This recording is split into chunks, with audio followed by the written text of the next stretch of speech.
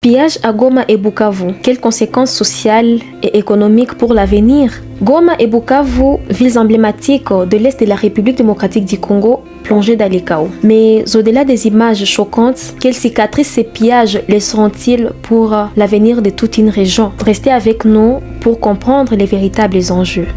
Les récentes vagues de pillages à Goma et Bukavu ont choqué l'opinion publique nationale ainsi qu'internationale. Ces actes de violence et de désordre ne sont pas des simples incidents isolés. Ils révèlent une crise profonde, à la fois sociale, économique et politique. Mais quelles sont les conséquences réelles et durables de ces événements tragiques sur l'avenir de ces deux villes stratégiques de la République démocratique du Congo? La crise actuelle ne se limite pas seulement aux pertes matérielles et laisse des blessures profondes au sein de la société. Les conséquences quant à elles sont nombreuses, notamment celles économiques et sociales. S'agissant de conséquences sociales, nous pouvons citer les traumatismes collectifs, la défiance envers les institutions, mais aussi la fragilisation du tissu social. Il faut savoir que la population de Goma et de Bukavu vit dans une peur constante, marquée par des scènes de violence et d'insécurité. Cette instabilité psychosociale laisse des traces profondes sur les familles et sur les jeunes. Et ces pillages, souvent perçus comme les résultats d'un échec de l'État à protéger ses citoyens,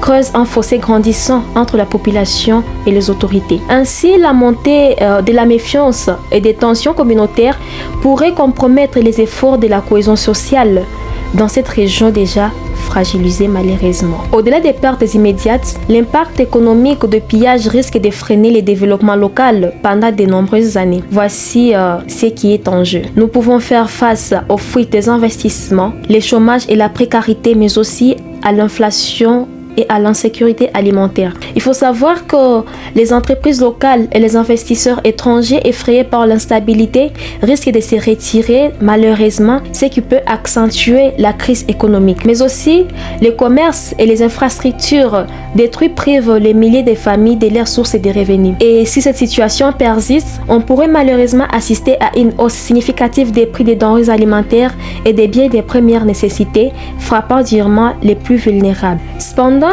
malgré cette sombre période, il est essentiel de regarder vers l'avenir et de réfléchir aux solutions possibles pour remettre la région sur pied. Nous pouvons par exemple penser à une reconstruction économique et à la résilience, pour penser au rôle de la société civile, mais également à une nécessité d'une réforme sécuritaire. Pensons comment les autorités et les acteurs locaux peuvent redynamiser l'économie après ces chaos. Mais aussi les organisations locales et internationales ont un rôle clé à jouer dans les soutiens psychosocial et à la reconstruction communautaire. De même, une stabilisation durable passe par une refonte de la sécurité et une gouvernance plus proche des besoins de la population. En conclusion, le pillage à Goma et Bukavu est un signal d'alarme qui ne peut être ignoré. Pour que l'avenir de ces deux villes ne soit pas défini par la peur et la désolation, il est urgent d'engager des actions concrètes et solidaires. Si vous voulez comprendre les vrais enjeux de l'Est de la République démocratique du Congo